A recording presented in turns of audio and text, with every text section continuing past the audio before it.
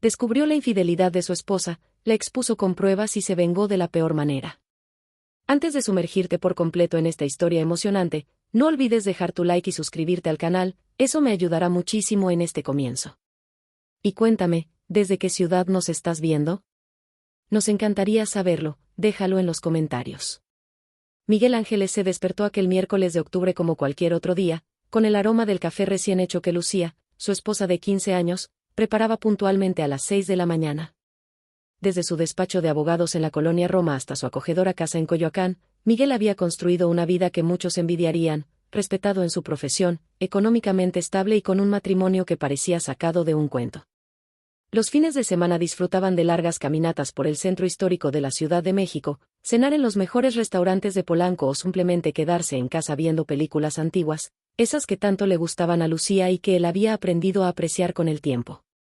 La firma de abogados Ángeles y Asociados se había especializado en casos de fraude corporativo, lo que le había dado a Miguel no solo prestigio sino también un ojo entrenado para detectar mentiras y traiciones. Ironía del destino que no pudiera ver lo que ocurría bajo su propio techo, entre las paredes que compartía con la mujer que juraba amarlo incondicionalmente. Quizás era cierto aquello de que en casa del herrero, cuchillo de palo, o simplemente el amor lo había cegado lo suficiente como para ignorar las pequeñas señales que ahora, en retrospectiva, parecían tan evidentes como los colores de la bandera mexicana. Todo comenzó a cambiar cuando Lucía, profesora de literatura en la Universidad Nacional Autónoma de México, comenzó un proyecto de investigación que requería largas horas en la biblioteca y frecuentes reuniones con colegas que Miguel jamás llegó a conocer. Al principio, Miguel se sentía orgulloso de la dedicación profesional de su esposa. Después de todo, él mismo había construido su carrera a base de noches sin dormir y fines de semana sacrificados en el altar del éxito profesional. La entendía, o al menos eso creía, y respetaba ese espacio que todo profesional necesita para crecer y desarrollarse en su campo. Las llamadas a horas extrañas no le preocuparon inicialmente. Lucía explicaba que eran colegas de otras zonas horarias, colaboradores internacionales para su investigación sobre literatura hispanoamericana contemporánea.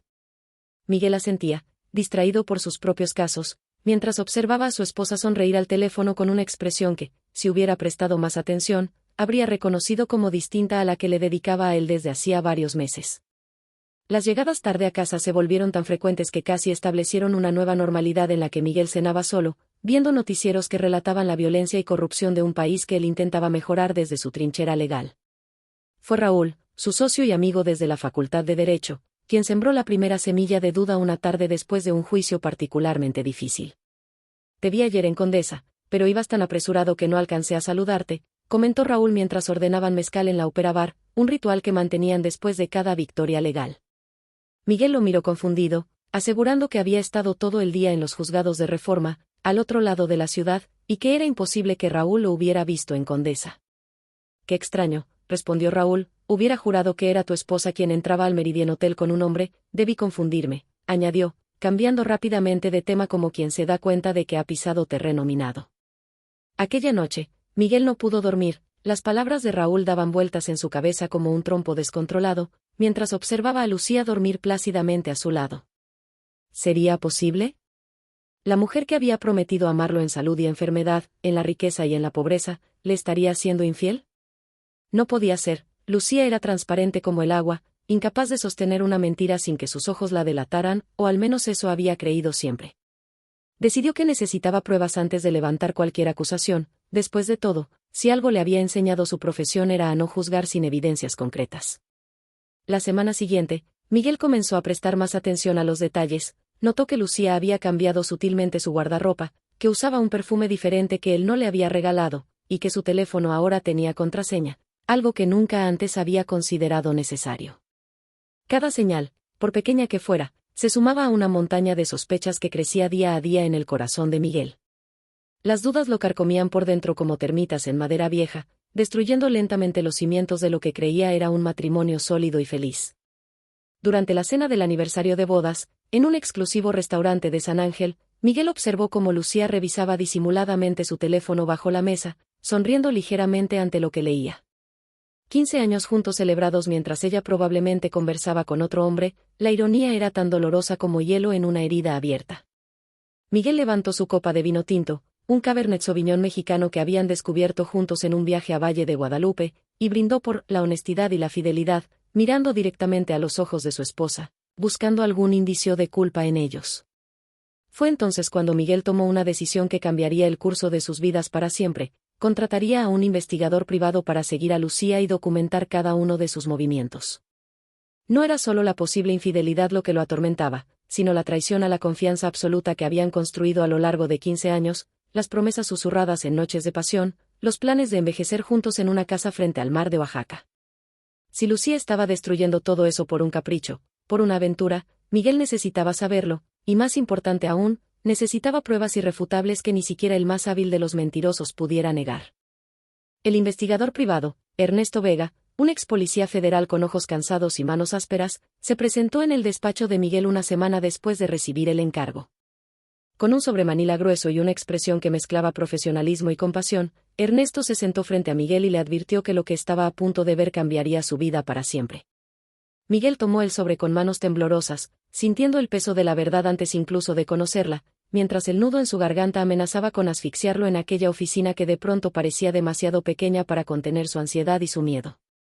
Las fotografías mostraban a Lucía entrando al Hotel Meridien en Condesa, tal como Raúl había mencionado, del brazo de un hombre alto y elegante que Miguel reconoció inmediatamente, Carlos Mendoza, el director del Departamento de Literatura Comparada de la UNAM y supuesto mentor de Lucía en su proyecto de investigación. Otras imágenes los mostraban besándose apasionadamente en el estacionamiento subterráneo, compartiendo comidas íntimas en restaurantes de Cuernavaca, a solo 1 hora de la ciudad, pero lo suficientemente lejos para sentirse seguros, e incluso entrando a un edificio en Polanco que, según la investigación de Ernesto, pertenecía a Carlos y que aparentemente utilizaban para sus encuentros cuando no podían escapar de la ciudad. Llevan aproximadamente 8 meses viéndose, explicó Ernesto mientras Miguel pasaba las fotografías una tras otra, cada imagen más dolorosa que la anterior, como dagas que se clavaban repetidamente en su pecho, desgarrando no solo su corazón sino también los recuerdos que atesoraba. 8 meses significaba que cuando celebraron el cumpleaños de Miguel en aquel restaurante de Xochimilco, cuando planearon sus próximas vacaciones a Los Cabos, cuando hicieron el amor por última vez hace 3 semanas, en todos esos momentos, Lucía ya le era infiel, ya estaba construyendo una vida paralela con otro hombre mientras fingía amar a su esposo. El informe detallaba conversaciones telefónicas, obtenidas de manera que Miguel prefirió no cuestionar, reservaciones de hotel, e incluso transferencias bancarias que Lucía había hecho a una cuenta conjunta con Carlos, aparentemente como parte de un plan para eventualmente escapar juntos. Están planeando mudarse a Barcelona en 6 meses, señaló Ernesto, mostrándole correos electrónicos donde discutían propiedades en el barrio gótico y posibles empleos en universidades españolas. La traición era tan completa, tan meticulosamente planeada, que Miguel casi admiraba la dedicación con la que su esposa había construido esta elaborada mentira mientras desmantelaba 15 años de matrimonio. Esa noche, Miguel condujo su Audi por las calles de la Ciudad de México sin rumbo fijo, con las fotografías en el asiento del copiloto como un pasajero silencioso que testimoniaba su humillación. Pasó frente a los lugares que habían frecuentado como pareja, el cine en Reforma donde vieron su primera película juntos, el parque en Chapultepec donde le propuso matrimonio bajo un ahuehuete centenario, el restaurante en Coyoacán donde celebraron cada aniversario hasta el actual. Cada sitio, antes impregnado de recuerdos felices, ahora estaba manchado por la sombra de la traición, como tinta negra derramada sobre un lienzo blanco, imposible de borrar o ignorar. El alcohol pareció la única solución temporal a su dolor, y Miguel terminó en un bar de zona rosa, bebiendo tequila tras tequila mientras consideraba sus opciones. Podría confrontar a Lucía inmediatamente, exigirle explicaciones, humillarla como ella lo había humillado a él, podría contactar a un abogado especialista en divorcios, irónicamente, conocía a varios, y proceder legalmente sin siquiera darle la satisfacción de una confrontación, o podría fingir que no sabía nada y observar cuánto tiempo más podría Lucía mantener su farsa antes de que el peso de sus propias mentiras la aplastara. Ninguna opción parecía justa, ninguna compensaba el daño infligido a su orgullo, a su confianza, a su capacidad de amar nuevamente. Fue en ese momento de vulnerabilidad absoluta cuando conoció a Isabel Fuentes, la bartender de ojos verdes que le sirvió un café después de notar que había bebido demasiado para conducir. Isabel lo escuchó hablar durante horas, sin juzgarlo, ofreciendo ocasionalmente palabras de consuelo o simplemente asintiendo mientras Miguel descargaba su rabia, su dolor y su humillación. Al cerrar el bar, intercambiaron números telefónicos, no como un coqueteo o una promesa de algo más, sino como el gesto solidario de alguien que comprende el valor de una mano amiga en momentos de crisis. Los días siguientes fueron un ejercicio de actuación digno de un Oscar. Miguel regresaba a casa, besaba a Lucía en la mejilla, preguntaba sobre su día, cenaba junto a ella, e incluso discutía planes para su aniversario número 16, todo mientras sabía exactamente dónde había estado ella esa tarde y con quién. La dualidad lo estaba destruyendo por dentro, pero una parte de él encontraba cierta satisfacción perversa en este juego, en ser ahora él quien engañaba a la engañadora, quien manipulaba a la manipuladora. Cada sonrisa falsa, cada «te amo» simulado, cada caricia mecánica era un paso más hacia un plan que comenzaba a formarse en su mente, nutrido por el resentimiento y la sed de justicia que crecía en su interior. Isabel se convirtió en su confidente, en la única persona que conocía la verdad completa sobre su situación. Se reunían en cafeterías discretas de Santa Fe, lejos de los lugares que Miguel frecuentaba con Lucía o con sus colegas, y discutían no solo su dolor sino también las posibles formas de responder a la traición. Tienes que pensar estratégicamente, le aconsejaba Isabel, quien había estudiado psicología antes de dedicarse a la mixología. Una confrontación impulsiva solo te dará un momento de satisfacción, pero una respuesta calculada podría darte la verdadera justicia que mereces. Las palabras de Isabel resonaban en la mente de Miguel mientras revisaba las leyes mexicanas sobre divorcio por infidelidad, las cláusulas de su contrato matrimonial, y las posibles repercusiones sociales y profesionales para Lucía si su aventura con Carlos salía a la luz pública. No se trataba solo de venganza, se repetía Miguel a sí mismo, sino de justicia, de restaurar el equilibrio en un universo que súbitamente se había inclinado en su contra. Carlos Mendoza, después de todo, no solo era el amante de su esposa sino también una figura respetada en la comunidad académica, presidente del Comité de Ética de la UNAM, esposo de la reconocida pintora Gabriela Soto, y padre de 2 hijos universitarios. Su hipocresía merecía ser expuesta tanto como la de Lucía. Miguel decidió que necesitaba más información antes de actuar, así que contrató nuevamente a Ernesto para investigar a fondo a Carlos Mendoza. Quería conocer cada detalle de su vida, cada debilidad, cada secreto que pudiera utilizar en su favor. Mientras tanto, continuaba su farsa matrimonial con una precisión casi quirúrgica, llevaba a Lucía a cenar a los restaurantes más exclusivos de la ciudad, le compraba regalos caros que ella aceptaba con una sonrisa que ahora Miguel sabía era tan falsa como su fidelidad, e incluso planeaba un viaje sorpresa a Cancún para reconectar como pareja. Todo era parte de un elaborado teatro cuyo último acto Miguel ya visualizaba con una claridad que lo asustaba y lo excitaba a partes iguales. El nuevo informe de Ernesto Vega llegó un jueves por la tarde, mientras Miguel finalizaba la preparación de un caso importante relacionado con lavado de dinero en el sector inmobiliario de la Ribera Maya. La carpeta que el investigador depositó sobre su escritorio era considerablemente más gruesa que la anterior, un mal presagio materializado en papel fotográfico y transcripciones de conversaciones que harían temblar los cimientos de varias vidas. Encontré más de lo que esperaba, comentó Ernesto con una expresión sombría que Miguel nunca le había visto antes, como si incluso este hombre acostumbrado a hurgar en las miserias ajenas hubiera quedado impactado por los secretos que había desenterrado sobre Carlos Mendoza y su relación con Lucía. Las revelaciones superaban cualquier escenario que Miguel hubiera imaginado. Carlos no solo mantenía un romance con Lucía, sino que simultáneamente sostenía relaciones con al menos 2 estudiantes de posgrado y una profesora asistente del Departamento de Literatura. El respetado académico, autor de libros sobre ética literaria y moralidad en la narrativa latinoamericana, utilizaba su posición de poder para manipular emocionalmente a mujeres vulnerables, prometiéndoles apoyo profesional a cambio de favores sexuales y afectivos. Entre las evidencias más perturbadoras había correos electrónicos donde Carlos presionaba a una estudiante amenazándola implícitamente con bloquear su tesis doctoral si terminaba su relación especial, y conversaciones con Lucía donde ambos se burlaban de la ingenuidad de Miguel y de Gabriela, la esposa de Carlos. Lo que más desgarró el alma de Miguel fueron las transcripciones de mensajes donde Lucía describía su vida matrimonial como una prisión dorada, y a él como un buen hombre pero terriblemente aburrido y predecible. 15 años desperdiciados con alguien que confunde estabilidad con pasión, escribía Lucía a Carlos en uno de sus intercambios. Contigo he descubierto lo que significa realmente estar viva, sentir que cada momento tiene sentido y propósito. Cada palabra era un puñal que se retorcía en las entrañas de Miguel, forzándolo a cuestionarse no solo su matrimonio sino su propia identidad, su valía como hombre y como compañero de vida, la autenticidad de cada momento compartido con la mujer que creía conocer mejor que a sí mismo. Aquella noche, bajo la lluvia inclemente que azotaba la Ciudad de México como si el cielo mismo llorara por su desgracia, Miguel condujo hasta el apartamento de Isabel en la colonia del Valle. Empapado y temblando, no tanto por el frío sino por la rabia contenida, le mostró las evidencias mientras bebían mezcal directamente de la botella. Isabel lo escuchó con una compasión que parecía genuina, secando ocasionalmente las lágrimas involuntarias que escapaban de los ojos de Miguel cuando la dignidad ya no podía contener el dolor. Lo que te han hecho es imperdonable, susurró ella mientras sostenía sus manos entre las suyas, pero la manera en que respondas definirá quién eres realmente, Miguel, más allá del esposo traicionado y del abogado respetado. Esa misma noche, en el sofá de Isabel, bajo el efecto del alcohol y la vulnerabilidad, Miguel experimentó por primera vez en meses la sensación de ser deseado, de ser valorado por quien realmente era. Isabel lo besó con una ternura inicial que rápidamente se transformó en pasión desesperada, como náufragos aferrándose mutuamente en medio de una tormenta implacable. Entre caricias y suspiros entrecortados, Miguel intentó convencerse de que esto no era venganza sino supervivencia, no era traición sino justicia poética, si Lucía podía encontrar consuelo en brazos ajenos, ¿porque él debía soportar su dolor en solitario?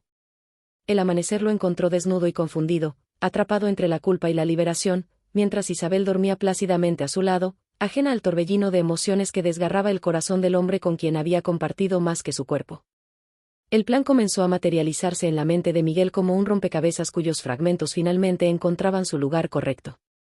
No sería una confrontación impulsiva ni un divorcio discreto, sería un ajuste de cuentas público y calculado, una lección que ninguno de los implicados olvidaría jamás. La primera fase involucraba recopilar toda la información sobre las múltiples infidelidades de Carlos, especialmente aquellas que implicaban abuso de poder con sus estudiantes.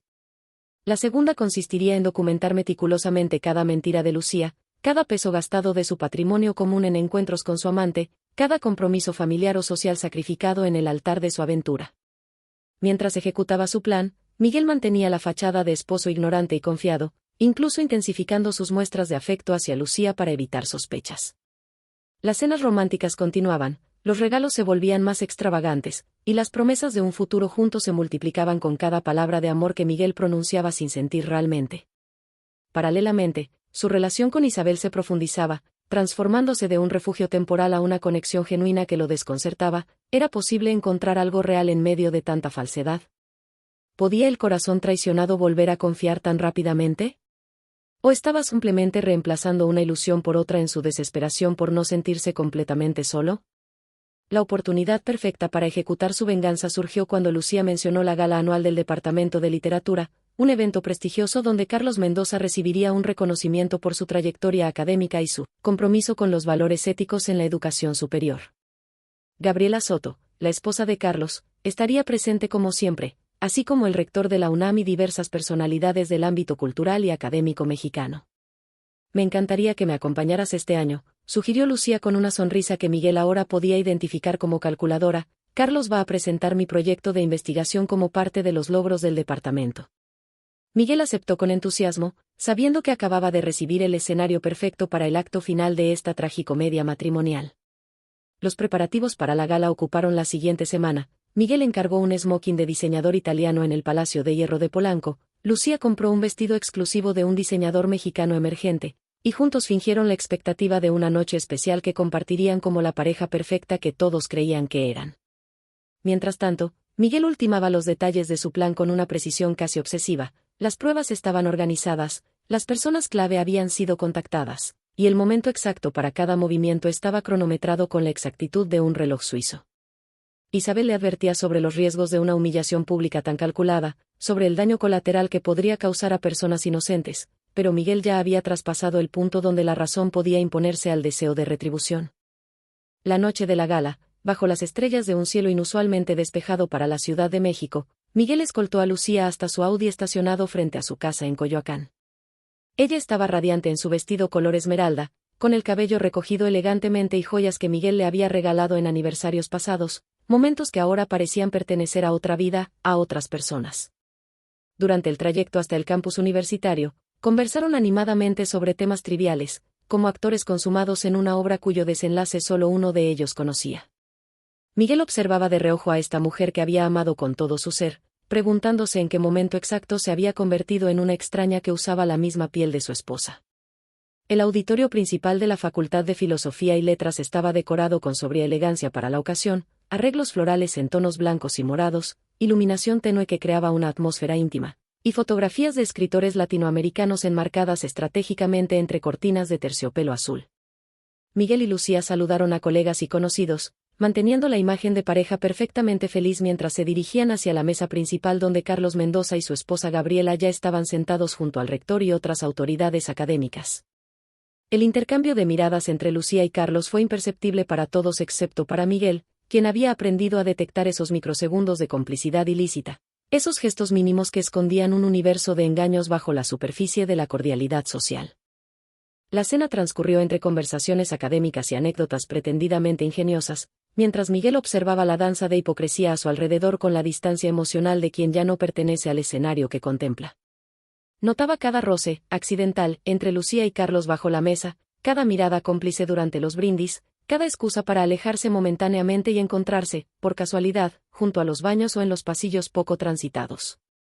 Gabriela Soto, la esposa de Carlos, una mujer de elegancia natural y ojos tristes que parecían haber visto demasiado, conversaba animadamente con Miguel sobre sus próximas exposiciones, completamente ajena a la traición que ocurría frente a sus narices, igual que él lo había estado hasta hace pocas semanas. Cuando llegó el momento de los discursos, Miguel sintió que su corazón se aceleraba como motor de Fórmula 1, bombeando adrenalina pura a cada célula de su cuerpo en anticipación al momento que había planeado meticulosamente. Carlos subió al podio entre aplausos entusiastas, agradeció a la universidad por el reconocimiento, a sus colegas por su apoyo constante, y finalmente dedicó unas palabras a su amada esposa Gabriela, cuya paciencia y comprensión han sido el pilar de mi carrera. La ironía era tan palpable para Miguel que casi podía tocarla, masticarla, sentir su sabor amargo como hiel en la garganta mientras observaba a Lucía aplaudir con entusiasmo excesivo, como si intentara compensar con gestos la culpa que debería estar sintiendo. Tras los discursos oficiales, cuando la orquesta comenzó a tocar piezas de jazz suave y las parejas se dirigían a la pista de baile, Miguel ejecutó la primera fase de su plan, se excusó para ir al baño, y en lugar de volver a la mesa, se dirigió a la sala de proyecciones donde el técnico audiovisual lo esperaba conforme a lo acordado previamente. Todo está listo, licenciado, confirmó el joven, visiblemente nervioso pero motivado por la generosa compensación que había recibido. Miguel revisó por última vez los archivos en la computadora, las imágenes y mensajes cuidadosamente editados para maximizar su impacto sin revelar detalles que pudieran resultar demasiado explícitos para un evento académico, y finalmente asintió, dando luz verde a un proceso que ya no tendría vuelta atrás. La presentación oficial del proyecto de investigación de Lucía estaba programada como broche final de la gala, una oportunidad para que Carlos Mendoza destacara el trabajo de su departamento ante autoridades universitarias y posibles donantes. Cuando el rector anunció que verían un video sobre paradigmas éticos en la literatura contemporánea, proyecto liderado por la profesora Lucía Vega bajo la mentoría del Dr. Mendoza, las luces se atenuaron y la gran pantalla detrás del podio se iluminó no con gráficos académicos sino con fotografías de Carlos y Lucía entrando juntos a hoteles, mensajes de texto íntimos entre ambos, y extractos de correos electrónicos donde planeaban su futuro en Barcelona mientras se burlaban de sus respectivos cónyuges. El silencio que cayó sobre el auditorio fue tan denso que podría haberse cortado con navaja, un vacío absoluto donde el tiempo pareció detenerse mientras las imágenes se sucedían implacablemente en la pantalla. Miguel escuchó el jadeo colectivo, vio rostros congelados en expresiones de shock y vergüenza ajena, notó cómo Gabriela Soto se llevaba una mano a la boca mientras las lágrimas comenzaban a correr por sus mejillas perfectamente maquilladas. Los ojos de Lucía, abiertos como platos, se movían frenéticamente entre la pantalla y Miguel, comprendiendo finalmente la elaborada trampa en la que había caído, la venganza que su esposo había orquestado con precisión matemática para destruir no solo su reputación sino también la del hombre por quien había estado dispuesta a abandonarlo todo. Pero Miguel no había terminado. La segunda parte de su presentación mostraba las otras aventuras de Carlos con estudiantes, incluyendo amenazas veladas y promesas de favores académicos a cambio de discreción y lealtad, demostrando un patrón de comportamiento que iba más allá de un simple romance prohibido para adentrarse en terrenos de abuso de poder y acoso sexual. El rector, visiblemente pálido, hizo señas desesperadas al técnico para que detuviera la proyección, pero Miguel había previsto esta reacción y había asegurado que el sistema no respondiera a comandos externos durante al menos 15 minutos, tiempo suficiente para que todas las pruebas quedaran expuestas ante la audiencia horrorizada que ahora murmuraba y señalaba, creando un zumbido de indignación creciente en el salón. Carlos fue el primero en reaccionar, levantándose violentamente de su asiento y dirigiéndose hacia Miguel con los puños apretados y el rostro desfigurado por la furia. «¿Eres un enfermo? Un psicópata vengativo», gritó mientras dos colegas intentaban contenerlo, conscientes de que un altercado físico solo empeoraría la situación ya catastrófica.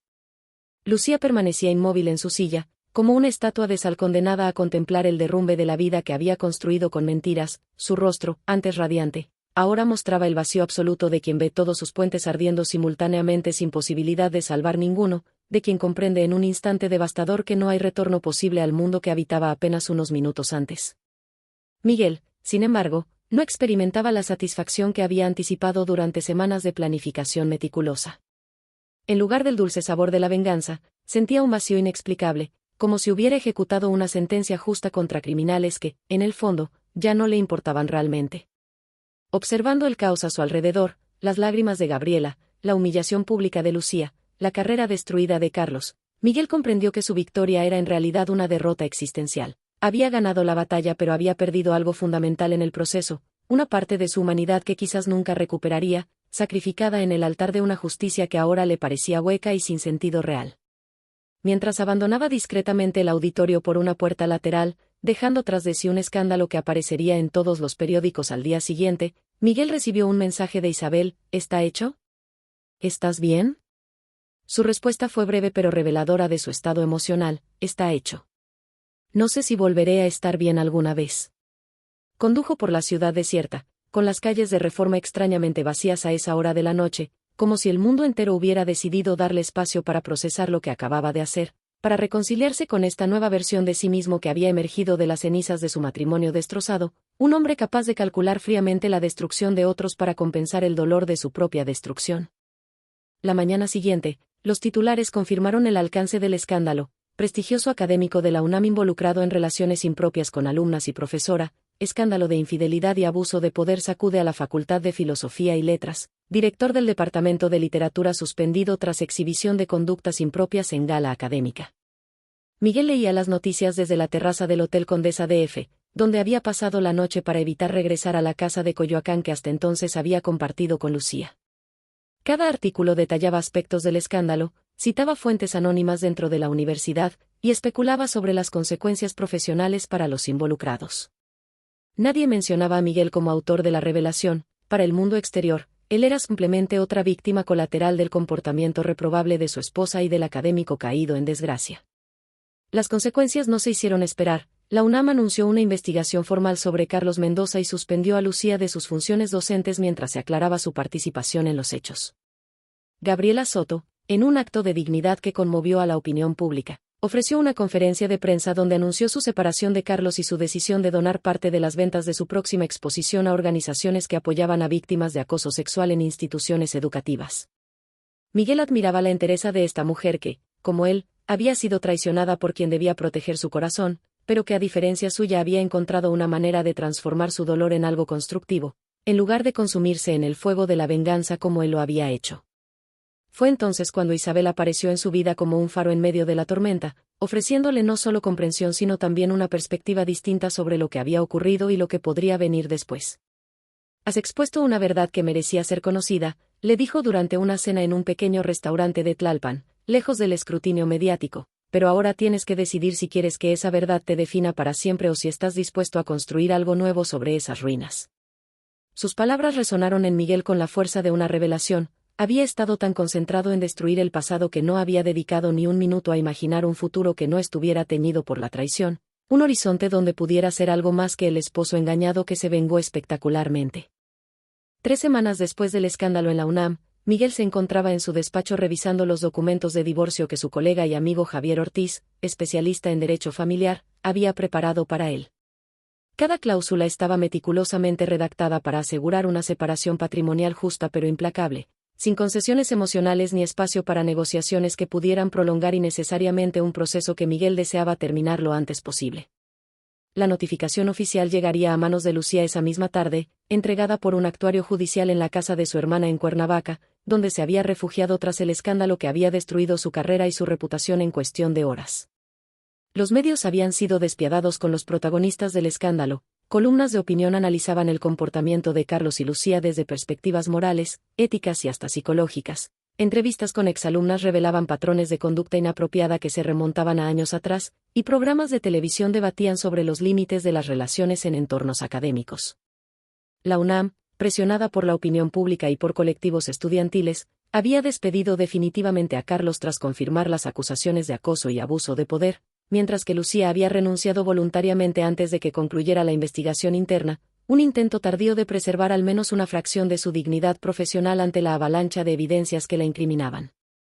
Miguel recibió una llamada inesperada mientras firmaba los documentos de divorcio. Era Gabriela Soto, la exesposa de Carlos, quien solicitaba verlo personalmente para discutir asuntos pendientes relacionados con nuestras respectivas situaciones. Intrigado y ligeramente aprensivo, Miguel acordó encontrarse con ella en el Museo Tamayo en Chapultepec, un espacio neutral donde podrían conversar sin levantar sospechas entre conocidos comunes o periodistas que aún seguían la historia con interés morboso.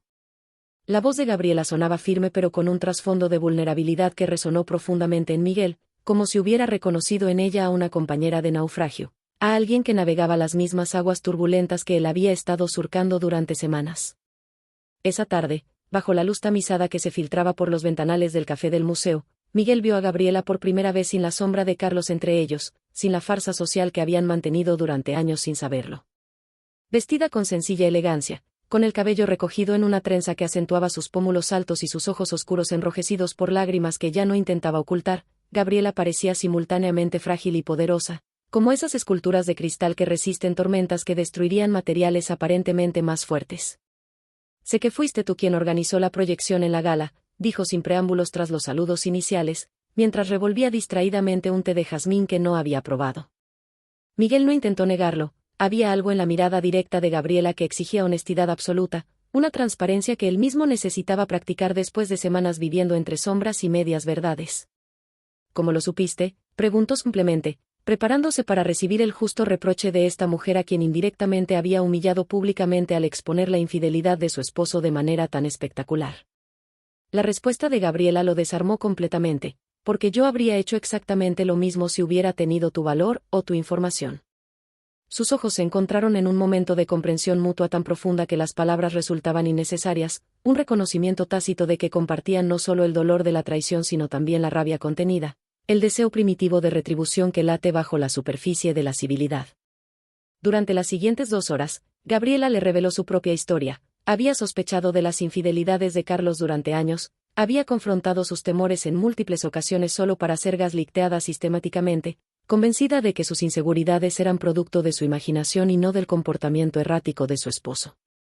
Me hizo dudar de mi propia cordura, de mi intuición más básica, confesó mientras su voz temblaba ligeramente, hasta que comenzaron a llegar mensajes anónimos con fotografías, con pruebas que ya no podía ignorar. Miguel sintió un escalofrío recorrer su columna vertebral. Él no había enviado ningún mensaje a Gabriela, no había considerado informarla antes del espectáculo público en la gala. Alguien más había estado vigilando a Carlos, alguien con motivos propios para desvelar sus secretos. La conversación con Gabriela cambió algo fundamental en la perspectiva de Miguel. Por primera vez desde el descubrimiento de la infidelidad de Lucía, se permitió ver más allá de su propio dolor, reconocer que esta traición había creado ondas expansivas que afectaban a personas que nunca había considerado realmente, vidas colaterales cuyos destinos se habían entrelazado con el suyo sin que él lo supiera. Estoy organizando una exposición sobre fragilidad y resiliencia, mencionó Gabriela mientras se despedían frente a una escultura monumental que parecía capturar perfectamente el caos emocional que ambos atravesaban. Me gustaría que vinieras a la inauguración, creo que podríamos aprender mucho el uno del otro sobre cómo reconstruirnos después de la demolición. Esa misma noche, cuando Miguel le contó a Isabel sobre su encuentro con Gabriela, experimentó una extraña sensación de liberación, como si hubiera depositado una parte del peso que cargaba en manos capaces de compartirlo. Isabel lo escuchaba atentamente mientras preparaba cena en su pequeño apartamento, un ritual doméstico que habían comenzado a compartir casi sin darse cuenta, construyendo rutinas conjuntas que lentamente reemplazaban los hábitos solitarios que ambos habían cultivado por años. ¿Has considerado que quizás tu venganza no fue solo tuya?, reflexionó Isabel mientras servía pasta artesanal en platos de cerámica que había comprado en Oaxaca durante un viaje que ahora parecía pertenecer a otra vida. Tal vez fuiste el instrumento de una justicia más grande que tú mismo, algo que necesitaba ocurrir para que muchas personas, no solo tú, pudieran liberarse. La idea lo persiguió durante días, y si su dolor personal había sido simplemente el catalizador de un ajuste de cuentas cósmico, necesario no solo para él sino para todas las personas que Carlos había manipulado y herido a lo largo de años. Esta perspectiva no eliminaba su responsabilidad en lo ocurrido, pero le ofrecía un marco más amplio para comprender sus acciones, para reconciliarse con la persona en quien se había convertido tras la traición. Ya no era simplemente el vengador despechado, quizás, sin pretenderlo, había sido el agente de una limpieza necesaria, alguien que había expuesto una toxicidad que contaminaba silenciosamente a toda una comunidad académica bajo la fachada de respetabilidad intelectual. El día señalado para la entrega de la notificación de divorcio, Miguel decidió enfrentar personalmente a Lucía en lugar de delegar esta tarea en un funcionario judicial anónimo. Condujo hasta Cuernavaca con una mezcla de aprehensión y determinación, consciente de que este encuentro marcaría el verdadero final de 15 años compartidos, el epílogo necesario a una historia que había terminado mucho antes de que él lo supiera. La casa de Regina, hermana de Lucía, se erguía modesta pero acogedora en un fraccionamiento residencial rodeado de bugambilias y jacarandas que pintaban el paisaje con explosiones de color violeta y magenta, como si la naturaleza insistiera en la belleza a pesar del drama humano que se desarrollaba en su escenario. Lucía abrió la puerta vestida con ropa casual que Miguel nunca había visto antes, el cabello recogido descuidadamente y ningún rastro de maquillaje en un rostro que mostraba signos evidentes de noches sin dormir y días de llanto continuo. Por un brevísimo instante, Miguel sintió una punzada de compasión, un eco lejano del amor que alguna vez había sentido por esta mujer que ahora parecía una versión gastada y desdibujada de la persona con quien había compartido sueños, cama y desayunos. Sabía que vendrías eventualmente, dijo ella con voz áspera, haciéndose a un lado para dejarlo entrar a una sala minimalista donde tazas de café abandonadas y libros abiertos sugerían la rutina irregular de alguien que intenta reconstruir una cotidianidad destrozada. La conversación que siguió fue extrañamente civilizada, casi clínica en su pragmatismo, como si ambos hubieran agotado su capacidad de sentir durante el cataclismo emocional de las semanas anteriores y ahora solo quedaran los vestigios racionales de dos personas que alguna vez se amaron. Lucía no intentó defenderse, no ofreció explicaciones ni justificaciones para su comportamiento, simplemente escuchó los términos del divorcio, revisó los documentos con atención profesional, después de todo, había sido profesora universitaria hasta hacía pocas semanas, y firmó donde se le indicaba sin cuestionar las condiciones que, si bien justas, no contemplaban ninguna consideración especial hacia ella más allá de lo legalmente requerido. Solo cuando los papeles estuvieron firmados y Miguel se disponía a marcharse, Lucía rompió brevemente la coraza de dignidad forzada que había mantenido durante toda la reunión. ¿Valió la pena?, preguntó con un hilo de voz que contenía ecos de la mujer que Miguel había amado, vulnerable y auténtica por primera vez en mucho tiempo. ¿Te sientes mejor ahora que nos has destruido a todos? La pregunta flotó en el aire cargado de la habitación, desafiando a Miguel a enfrentar las consecuencias de sus actos, no solo para Lucía y Carlos sino para sí mismo, para la persona en quien se había convertido en el proceso de ejecutar su venganza. No se trata de sentirme mejor, respondió finalmente, sosteniendo la mirada de quien había sido su compañera de vida, se trata de la verdad, y la verdad siempre tiene un precio que alguien debe pagar. Miguel salió de la casa de Regina sin mirar atrás. El silencio que siguió a su respuesta pesaba más que cualquier grito, más que cualquier discusión acalorada que hubiera podido imaginar. Ya no quedaba nada por decir. La verdad estaba expuesta, desnuda e irreversible, como un incendio que lo ha consumido todo, dejando solo cenizas. Al entrar en su coche, soltó un largo suspiro, apretando el volante con fuerza. Había esperado este momento con ansias, había imaginado que sentiría satisfacción al ver a Lucía enfrentarse a las consecuencias de sus actos, pero ahora que todo había terminado, lo único que sentía era un vacío inmenso. Había ganado la batalla, pero ¿a qué precio? Mientras conducía por las calles de Cuernavaca, el paisaje tropical pasaba como un borrón ante sus ojos. Bugambilias floreciendo, niños jugando en los parques, parejas caminando de la mano, la vida seguía su curso, ajena a su tormento interno. Durante semanas había planeado su venganza con precisión quirúrgica, y lo había conseguido. Carlos estaba destruido, su prestigio aniquilado. Lucía había perdido todo lo que tenía, su reputación, su estabilidad, su futuro. Y sin embargo, ¿qué había ganado él realmente? El eco de las palabras de Lucía resonaba en su cabeza. ¿Valió la pena? ¿Te sientes mejor ahora que nos has destruido a todos? Había esperado una súplica, una justificación, quizá un arrepentimiento más evidente, pero en lugar de eso, ella le había devuelto una pregunta que no tenía una respuesta sencilla. Detuvo el coche en una gasolinera y apoyó la cabeza en el volante. ¿Valió la pena? Tal vez sí, porque la verdad había salido a la luz. Pero al mismo tiempo, sentía que parte de su humanidad se había perdido en el proceso. Durante toda su vida había sido un hombre justo, racional, alguien que valoraba la ética y la integridad, y sin embargo, en su afán de castigar la traición, se había convertido en alguien más calculador, alguien movido por la sed de venganza más que por la búsqueda de justicia. Sacó su teléfono del bolsillo y vio un mensaje de Isabel. ¿Terminaste? ¿Cómo te sientes? Miguel sonrió levemente. Isabel. La única persona que había estado a su lado cuando todo se derrumbaba. No le había exigido nada, no había intentado justificar el dolor con promesas vacías, simplemente había estado allí, escuchándolo, apoyándolo sin esperar nada a cambio. Tomó aire y le respondió, sí, terminó. No sé cómo me siento, pero quiero verte. Se puso en marcha de nuevo, pero esta vez sin un plan, sin una estrategia. Solo quería seguir adelante, cerrar ese capítulo de su vida y ver qué venía después. Tal vez nunca podría borrar completamente el dolor de la traición, pero tenía una certeza, la vida seguía, y él también tenía derecho a reconstruirse. Mientras el sol comenzaba a descender en el horizonte, Miguel sintió algo nuevo en su pecho. No era felicidad, ni siquiera alivio, pero sí una sensación de posibilidad. Tal vez, solo tal vez, el futuro no tenía por qué ser una prolongación del pasado. Y con esa idea, aceleró, dejando atrás las cenizas de lo que alguna vez fue su vida.